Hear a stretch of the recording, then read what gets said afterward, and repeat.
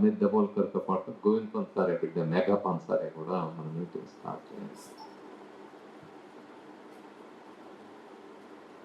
ఈ కార్యక్రమాలని ఈరోజు ఏమనుకుంటున్నాం అంటే మూఢనమ్మకాల నిర్మూలన చట్ట సాధనకు సంబంధించిన అంశాల మీద అసలు చట్టం ఏంటి, దాన్ని తీసుకొని ఇప్పుడు మళ్ళీ కొత్త ప్రభుత్వం వచ్చింది కాబట్టి ఈ ప్రభుత్వం దృష్టికి ఎట్లా తీసుకెళ్ళాలి ఏంటి అనే అంశాల మీద చర్చా వేదికలాగా దీన్ని జరపాలనుకున్నాం. అందుకే మనం చర్చలు జరుపుతాం. అందరూ మేము అభిప్రాయాలు చెప్పిన తర్వాత ముందుగా మనందరం అదేవిధంగా తెలంగాణ రాష్ట్రంలో మన హైదరాబాద్లో centre for cellular and molecular biology CCMB సంస్థ రావడానికి ప్రధాన కారకుడు డాక్టర్ పిఎం భార్గవ. ఆయన 50 ఏళ్ల క్రితమే ఈ జెనెటికల్ ఇంజనీరింగ్ అనేది చాలా పెద్ద ఎత్తున రాబోతుంది, ఒక విప్లవాత్మకంగా రాబోతుంది. దానికి ఆ రంగంలో మనం కూడా ఆ రంగంలో మనం కూడా భారతదేశం కూడా దీన్ని అందుకోవాలని ఆయన ముందే ఊహించి ఇక్కడ ప్రభుత్వానికి ఒక ప్రపోజల్ అందజేసి తను రాసి ఇక్కడికి తీసుకొచ్చి కృషి చేశారు. ఆ తర్వాత కూడా ఆయన అనేక పద్మభూషణ్ అవార్డ్స్ వచ్చినాయి. అదొక భాగం. కానీ హైదరాబాద్ నగరాన్ని ఒక రకంగా ప్రపంచ పీఠిన సైన్స్ రంగంలో నిలబెట్టాడు. అనేక మంది నోబెల్ లారెట్స్ని తీసుకొచ్చి ఇక్కడ చర్చలు జరిపి సైన్స్ ఈ జెనెటికల్ ఇంజనీరింగ్ ఎట్లా ముందుకు తీసుకెళ్ళాలి, సెల్యులర్ అండ్ మాలిక్యులర్ బయాలజీలో ఏ రీసెర్చ్ జరగాలని కృషి చేశారు. అంతే కదా, ఆయన మూఢనమ్మకాలకు వ్యతిరేకంగా సైంటిఫిక్ టెంపర్మెంట్ కోసం ప్రయత్నం చేశారు. మెథడ్ ఆఫ్ సైన్స్ అని ఒక పెద్ద ఎగ్జిబిషన్ తయారు చేశారు. చాలా కళాత్మకంగా అందులోకి పోతే ఇంకా బయటకు రావడం అనేది సైంటిఫిక్ టెంపర్ తోటే పూర్తిగా రావడం అనేది ఉంది. చాలా కష్టపడి తయారు చేశారు. కానీ దాన్ని ప్రభుత్వాలు నిలబెట్టుకోలేక ప్రభుత్వాలు మేము నిర్వహిస్తామని తీసుకొని ఇక్కడ ఢిల్లీలో పెట్టి ఆ ఢిల్లీ నుంచి ఇక్కడికి తీసుకొచ్చి బిర్లా సైన్స్ ప్లానిటోరియం లేదు, ఆఖరికి చెత్తలకి కొన్ని రేళ్ళు నడిచిన తర్వాత చెత్తలోకి వెళ్ళిపోయిన పరిస్థితి ఉంది. అది మళ్ళీ దాన్ని ఎవరు రివైవ్ చేసే పరిస్థితి ప్రపంచంలోనే అది నేను అనుకుంటే చాలా యూనిక్ ఇప్పుడు. ఆయన అలాంటివి అనేకం చేశారు. పిఎం భార్గవ ఆయన ఆగస్టు 1వ తేదీన ఆయన వర్ధంతి కాబట్టి ఇద్దరిని స్మరించుకుంటూ మనం ఒకసారి ఈ సమావేశం నిర్వహిస్తున్నాం. ఈరోజు కూడా మనం డాక్టర్ నరేందర్ దబోల్కర్ గారి వీళ్ళిద్దరి గురించి తర్వాత మాట్లాడుతున్నాం.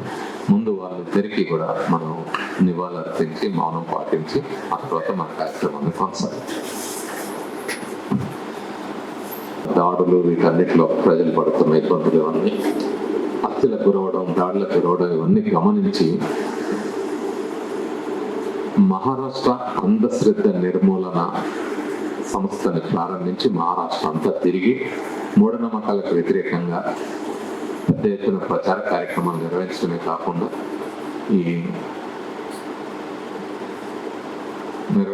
కాకుండా మూఢనమ్మకాల నిర్మూలన అనేది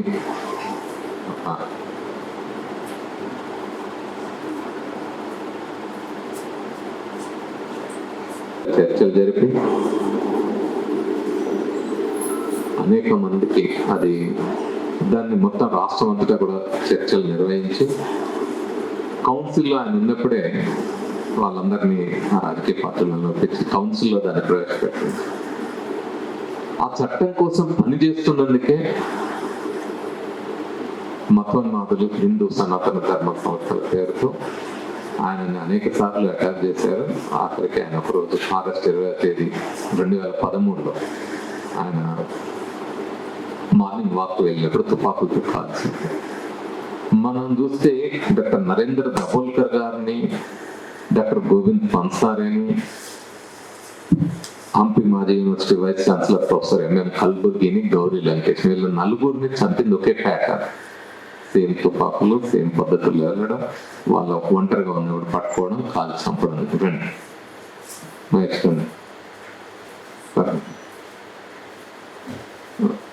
వాళ్ళందరినీ కాలేదు. సో వాళ్ళందరినీ ఆ విధంగా మతోన్మాదులు ఒక స్ట్రక్చరల్ గా వ్యవహరించారని తెలుస్తుంది. కానీ ప్రభుత్వం వైపు నుంచి చూసినప్పుడు మన పరిస్థితి 10 ఏళ్ళు గడిచినా కూడా మన్న అంతకులకి శిక్ష పడింది. అయితే అది కూడా ఆ కుట్ర దాని వెనకాల ఉన్న వాళ్ళందరూ కూడా ఇంకా బయటికి రాలేదు. వాస్తవంగా ఇన్ని హత్యలు వరుసగా ఒక రాష్ట్రం నుంచి ఇంకో రాష్ట్రంలో జరగడానికి కారణమైన ఒక మతోన్మాద సంస్థ వ్యవస్థీకృత హత్యలు జరిపినప్పుడు దాన్ని మొత్తం విచారణ అంతా జరిగి వాళ్ళందరిపై మొత్తం కుట్ర అంతా బయటికి రావాల్సిందే. కానీ ఆ విధంగా రాలేదు, ఇప్పటికీ ఇంకా న్యాయం జరగలేదు. కానీ నరేందర్ దబోల్కర్ గారు చనిపోయిన వెంటనే మహారాష్ట్రలో పెద్ద ఎత్తున ఆందోళనలు వచ్చినాయి. దాని ఫలితంగా మహారాష్ట్ర ప్రభుత్వం మూఢనమ్మకాల నిర్మూలన చట్టం అక్కడ చేసింది. ఆ తర్వాత కర్ణాటక రాష్ట్రంలో కూడా మూఢనమ్మకాల నిర్మూలన చట్టం వచ్చింది. మొన్న ఉత్తరప్రదేశ్ లో అక్రాస్ అనే చోట బోలేబాబా ఒక సత్సంగం నిర్వహిస్తుంటే అక్కడ ఆయన కారు టైరు మట్టి తీసుకొని ఎత్తిన జరుగుతుంటే వస్తుందని దానికోసం జరిగిన తోపులాటలో 120 మందికి పైగా ప్రజలు చనిపోవడం, వందలాది మంది గాయాలు పాలవడం చూస్తుంది. ఆయన నా కాళ్ళు గడిగే నీళ్ళు అంటే చరణామృతం అని తాగుతారని తీర్థంలా తీసుకుంటారు.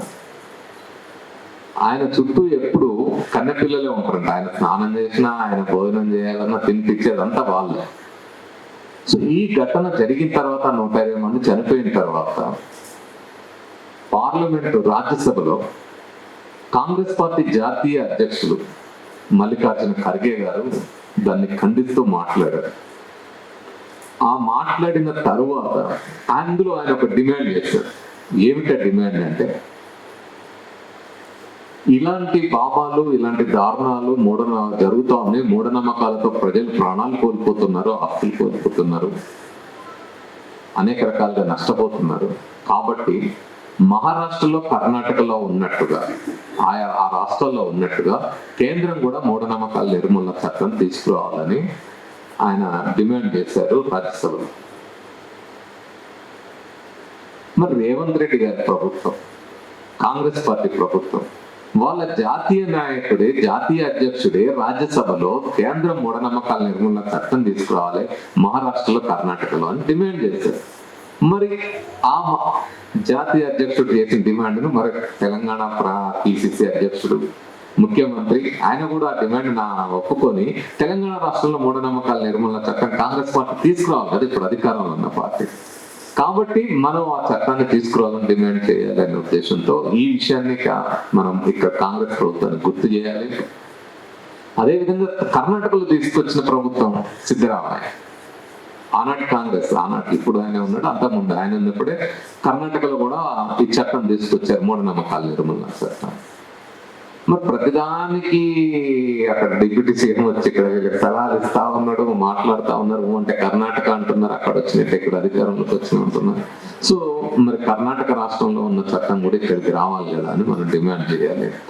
అందుకని మనం ప్రభుత్వాన్ని, ప్రతినిధుల్ని కలిసి ఈ డిమాండ్ని, ఈ మూఢనమ్మకాల నిర్మూలన చట్టాన్ని ఎలా సాధించాలి ఏమిటనే దాని మీద మనందరం మన అభిప్రాయాలు పంచుకుంటే దాని ప్రకారం మనం ముందు ఇంకా ఇప్పుడు ఏ కార్యక్రమాలు చేపడదాం, ఎట్లా ముందుకు తీసుకెళ్దాం.